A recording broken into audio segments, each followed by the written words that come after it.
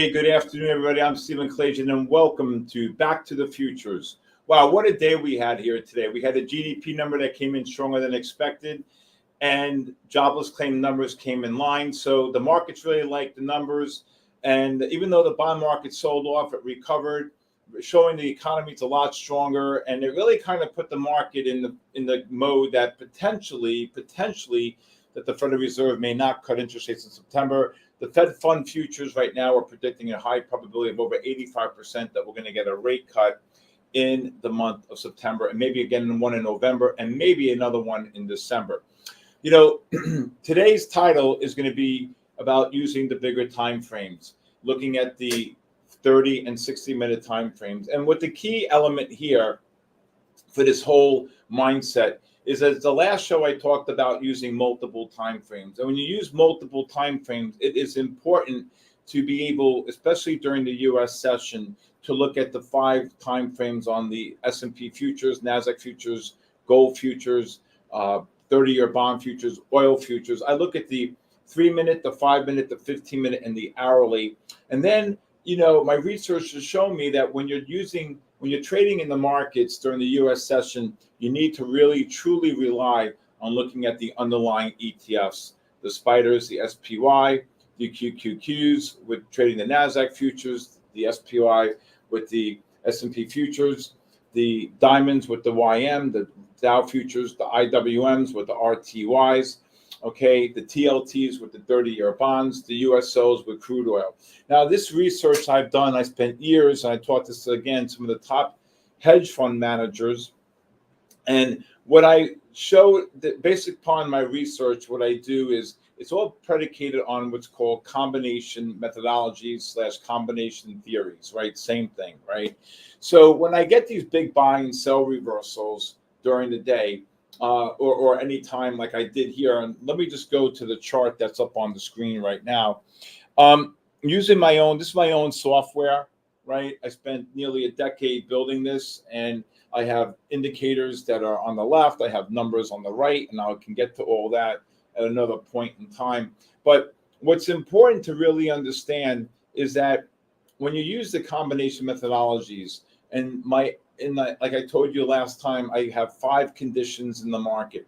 The 5 conditions I have in the market are all predicated on my indicator 4 on my software. So I look at the 15-minute, the 30-minute, and the 60-minute time frame. On those time frames, that's where I get my 5 conditions. I've been doing this. Patterns repeat themselves, and predicated on looking at my 5, looking at my 3 time frames, the 15, the 30, and the hourly. What my research has shown me is that when I am looking at the markets, okay, there are 5 conditions. There's a trend, there's a buy reversal, there's a sell reversal, there's a correlation, and then there's a disconnect. And when you have these conditions, right, these 5 conditions, of the 5 conditions, each of the 5 conditions has 2 strategies, a buy and a sell divergence. And when you have the 5 conditions aligned, and you have the 10 strategies, and there are multiple strategies off of the divergences. And so the market, the way I look at it, is predicated on divergence patterns. And so you can have a trend with a buy and a sell divergence, a buy reversal, a sell reversal, a correlation, and then a disconnect. And when you have these divergences, they are very powerful, because I tell people all the time, if you can master the art of divergences, you've mastered the art of trading, especially in the futures markets. During the US session, I love the way my research has shown and proven to me is that when you have the S&P futures, you should be looking at the underlying ETF. The continuous contracts trade north of 23 hours in a day, so the math is going to be a lot different than if you're looking at the underlying ETF, the spiders, which we calculate from 9:30 to 4.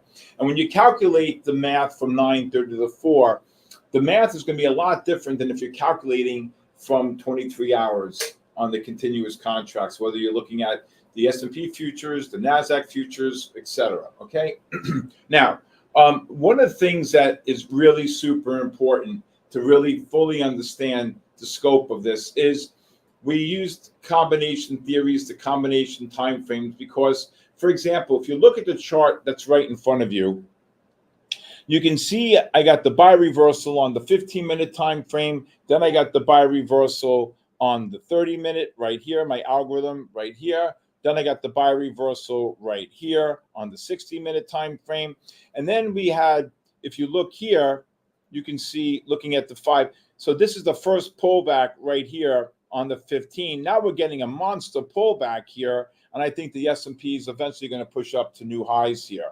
Okay. The S&Ps are going to push up to new highs. So with that, what I'm trying to show you here, okay, is that when you're looking at the market, okay, when you're looking at the market and you see these type of patterns, this would be, so I told everybody this morning that after we had this big push up, expect a push down, a push up, and then a deeper pullback here, okay, a deeper pullback here, roughly around between 12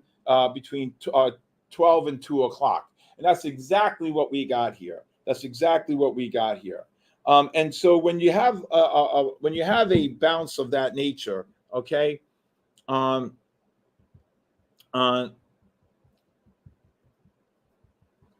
you have this move, okay, when you have this move to the upside, you really have to look at the scope of where we are, what we're doing, and being able to identify using the multiple time frames. So when the 30 and the 60-minute time frame aligned, okay, and it aligned, and then you look for the pullbacks on the smaller time frame. Eventually, we'll get pullbacks on the 30 and 60-minute time frame, and then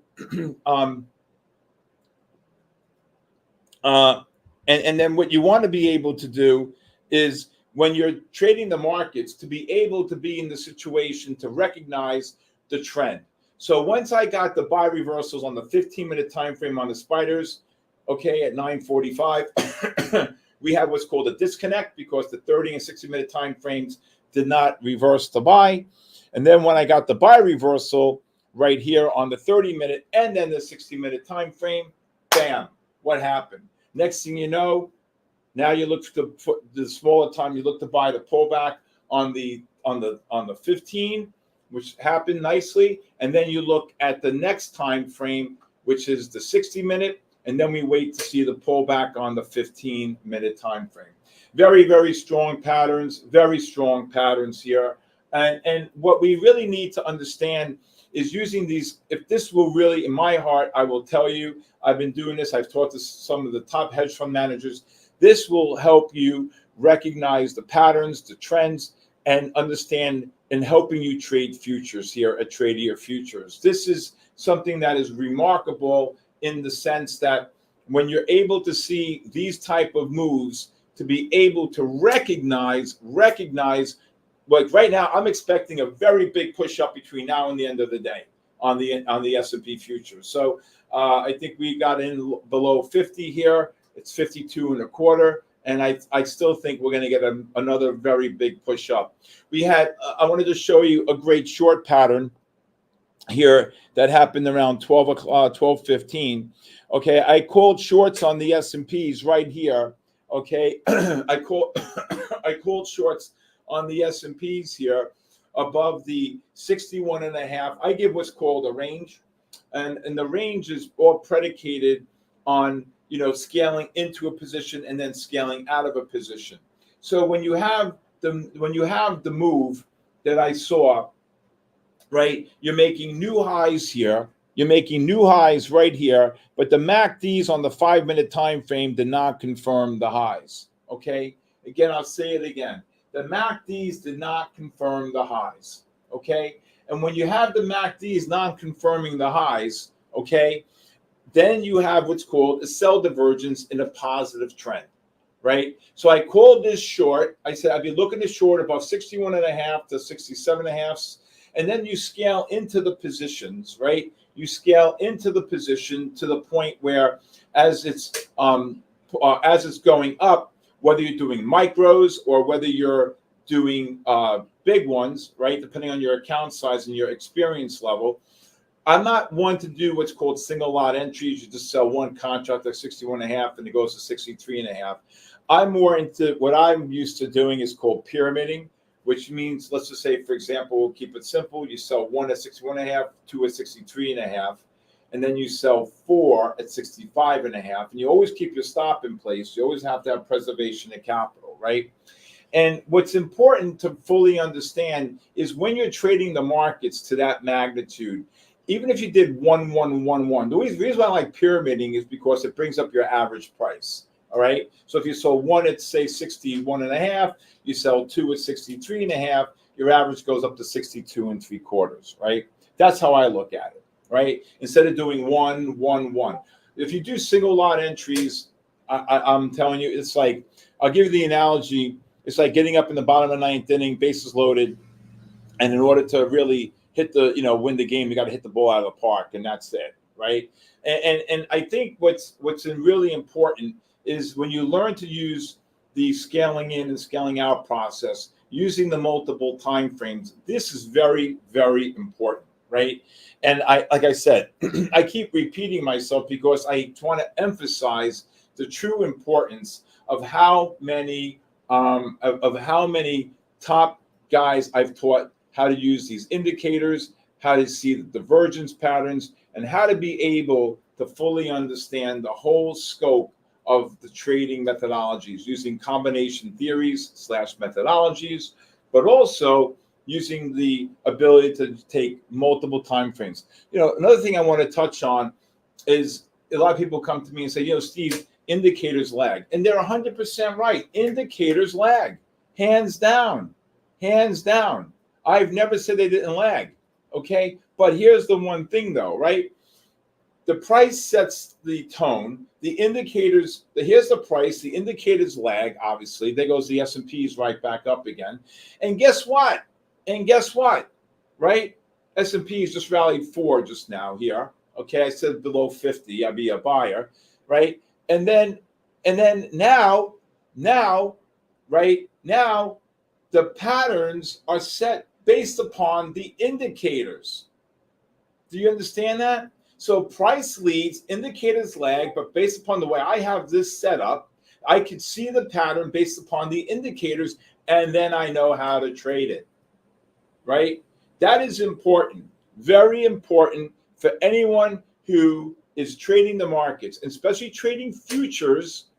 It is impossible, based upon my research and my opinion, to look at a single time frame and or a single futures continuous contract chart without looking at the underlying ETF during the U.S. session. This is very, very, very important. It really signals and says that what you're able to do is, there have been many times, I'll never forget this. This is a great story. I was talking to a big hedge fund one time, and they called me up around, 8:30, 8:45 in the morning one day, and they said, Stevie, we're looking to go net short heavy on the S&Ps. And I'm like, Marty, I wouldn't do that. I wouldn't do that. He says, why wouldn't you do that? I said, I got buys on all the bigger time frames, and the market's only down like 3 or 4 points here. I don't have any sells. I can't say that I validate what you're saying, but hey, be my guest. So he calls me back up. He says, I think you're right. I did want to listen to you. I said, well, you do what you want. I'm just saying, based upon my technical readings, I don't see what you're saying to be able to be net short. And the market rallied 500 points at the end of the day. And he called me and says, thank you. You really saved us a lot. I'll never forget that story, right? Because basically what I've built here using my software, it gives me the ability to be on the right side of the market, to identify how these patterns repeat themselves each and every day, but more so give the ability to fully understand the scope of the market, to be able to trade the market in such an effective way to be able to see things dynamically as they're happening. Like S&Ps are trading 61.5, 63 at the 1240 time period, which I showed you right here. And I'm seeing the sell divergences. We're getting overbought on both the 15 and the 5 minute. We're making new highs, and the MACDs on the 5 minute time frame are not confirming. Not confirming.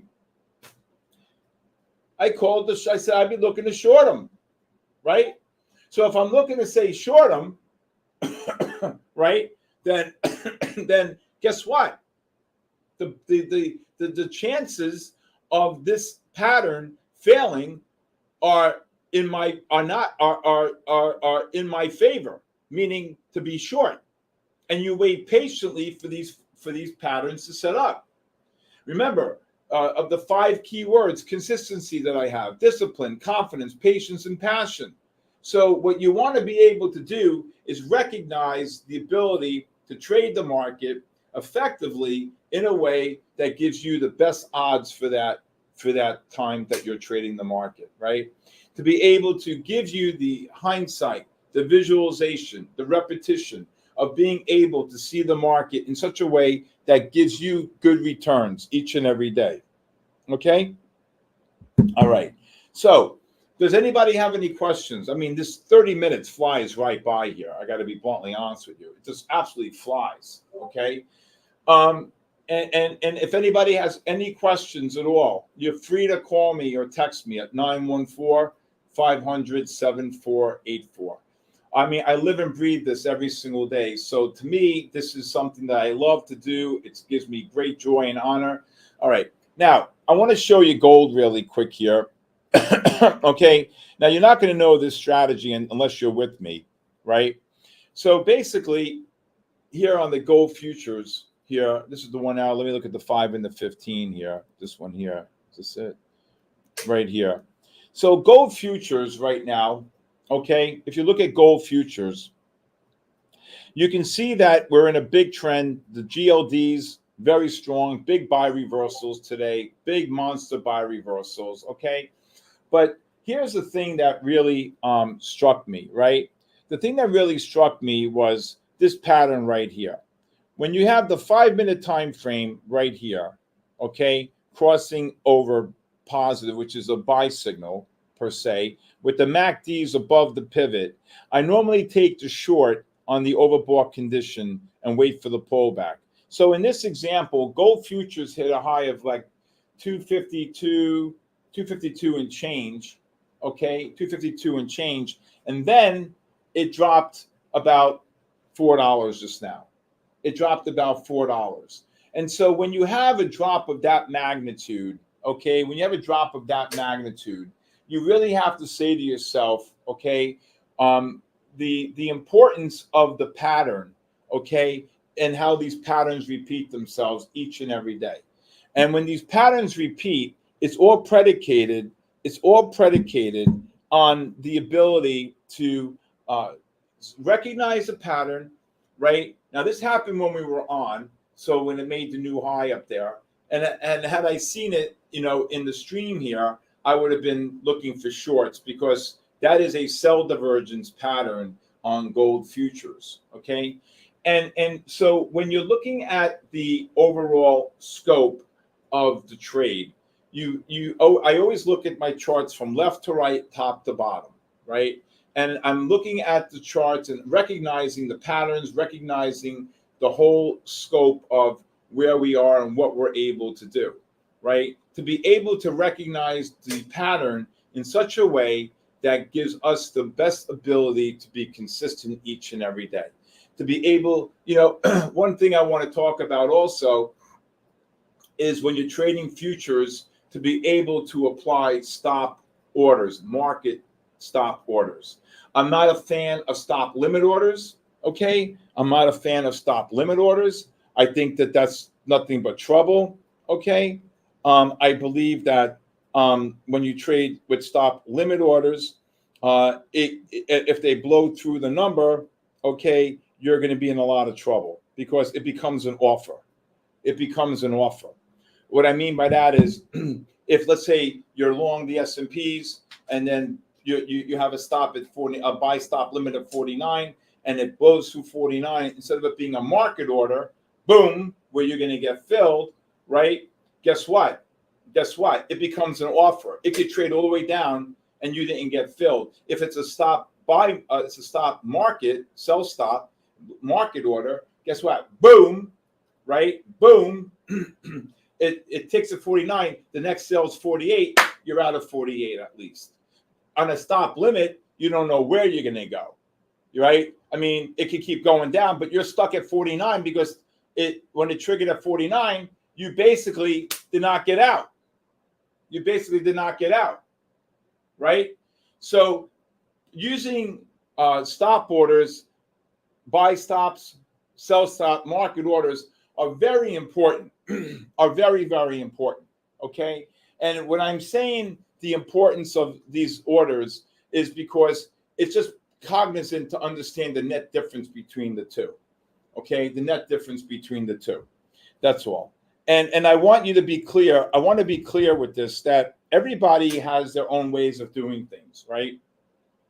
But these are just tidbits to be able to enhance your trading style, to be able to enhance everything that you're doing in the way, especially using the ladder system, understanding using the ability to trade the market in such an effective way that gives you the best hindsight, the best skills, and the ability to be able to recognize the patterns and to be able to exit the trades and enter the trades, right? So these are very key points, and I just can't believe how fast 30 minutes goes. We already got 8 minutes left to go here. But I want anybody to, if anybody has any questions, please feel free to text me or call me, 914-500-7484. And if anybody has any questions here now, please ask. I don't know if Luis can pop up any, if we have any. Okay. It's imperative. I just pop a question. Oh, I see you have 4 indicators. The top is a MACD. What are the other 3? Great. Thank you, Luis. So Keith is asking, so the first one is a MACD, and it's they're not in priority sequence. So I just want to let you know that. They're not in priority sequence, all right? The first one is a MACD, and I use the MACD basically to help me with my buy and sell divergences, right? 85% of the time, I'll use indicators 1, 3, and 4. And then 15% of the time, I'll use indicators 1, 2, 3, 4. Okay, 1, 2, 3, 4. All right, and that's important because what's important here, okay, is that when you're trading the market, okay, you want to be able. There goes the S&Ps right back up again. When you're trading the market, you want to be able to look at the indicators effectively. Indicator 2 is I use what's it's a buying and selling pressure. It's a directional movement, and to be able to identify the buying and selling pressure on each of the time frames. And my calculation is anything north of 10, right? Greater than 10 or less than 10, greater than 10 on either buy or sell is a significant factor in that regard. Indicator 3, I'm going to look at the cayenne color is my overbought, oversold oscillator. It runs dynamically, but it also plots by what's called end of bar. Okay, end of bar. All right. Indicator 4 is my own predictive analytics, and it's on every chart on every different time frame, and the numbers are different on every time frame. And that's why it's important to use what I say is what's called combination methodologies. So those are the 4 indicators that I use. Again, 85% of the time, I'll use indicators 1, 3, and 4. There goes the S&Ps right back up again. There's another 5. Okay. And then 15% of the time, I use, look at this, boom, S&Ps up 6, right? And then I use indicators 1, 2, 3, 4, 15% of the time. Okay. 15%. There goes the S&Ps up 5. There you go. Okay. There you go. All right. Now, it's important to understand that when you're trading the markets, discipline is very important. That's my second key word here, right? You got to have discipline. If you don't have discipline, there's no sense to this at all. I took the game of baseball with these 5 words: consistency, discipline, confidence, patience, and passion. And I took it into the trading world when I started trading with a family office, I started trading my own capital. There's no difference. There's no difference, to be bluntly honest with you. Okay? There's no difference. And this is the pattern I wanted to show you here on the S&Ps. this is the 15-minute time frame I was talking about. I'm still expecting one more push up here. It could get up to new highs here on the S&Ps. Okay. Because this is the first pullback on the 15-minute time frame since the 30 and 60-minute time frames reversed to buy. And so when you're looking at the markets, you want to be able to recognize the ability to, to have these. You want the right tools in front of you. Why do most people fail at trading? Because one, they, in my personal opinion, look at these S&Ps go. Look at this, 7 handles up. Look at this S&P, 7 handles up. Beautiful pattern. Beautiful pattern. Beautiful pattern on the S&Ps. As off the 15. I said between 12 and 2 o'clock today, exactly happened at 1:45. Beautiful pullback right into our show here. Okay. Now, what's important, why did I call that? It's because I'm visually seeing the oversold condition on the 15-minute time frame after the 30-minute and the 60-minute time frame reversed to buy. I then resorted to looking at the 15, and that was the perfect pullback. Okay, that was the perfect pullback. Okay, so those are my 4. And if you still have any questions, you can text me or call me at 914-500-7484. Okay, now what's important? We got 3 minutes to go here. Okay, I don't know if you have any more questions, but what's important is to really understand There's a question. the markets. Okay, what is the moving average that is being used? I use what's called a 10-bar weighted moving average. A 10-bar weighted moving average. Thank you, Keith. Okay, and it's changed. It's on every time frame, but the numbers are calculated differently on each time frame, and the numbers are right here. Okay, this is the 10-bar in orange right here. And this is the calculation between the price and the last sale on the moving average, okay? Spiders, S&P futures just moved up about 7 here. Nice little pattern. Now, like I said, I spent 10 years of my life building this, the research that went in, and without this, I wouldn't be able to see the markets effectively. Right. And this is why Tradier Futures and I'm so excited to be here. And I've known Dan, I've known the team for more than a decade. And it gives me great joy to be here because at 61 years of age, almost 62, I want to give back and I want to be able to help each and every one of you conquer the art of trading, especially in futures. It is imperative. It is important. No question is stupid. Learn, ask questions, text me, call me. I give out my number to the whole world, and I do not give investment advice. But what I do is I guide you, I teach you, I educate you in opening up your horizons and looking at the markets in a professional manner. Okay, all right, everybody. Have a great Labor Day weekend. This is our final show for the month of August. I'll see you next Tuesday. In the month of September. Have a great weekend, everybody. God bless you, and thank you for being here at Back to the Futures. Tradier Futures, great platform. Be well, everybody.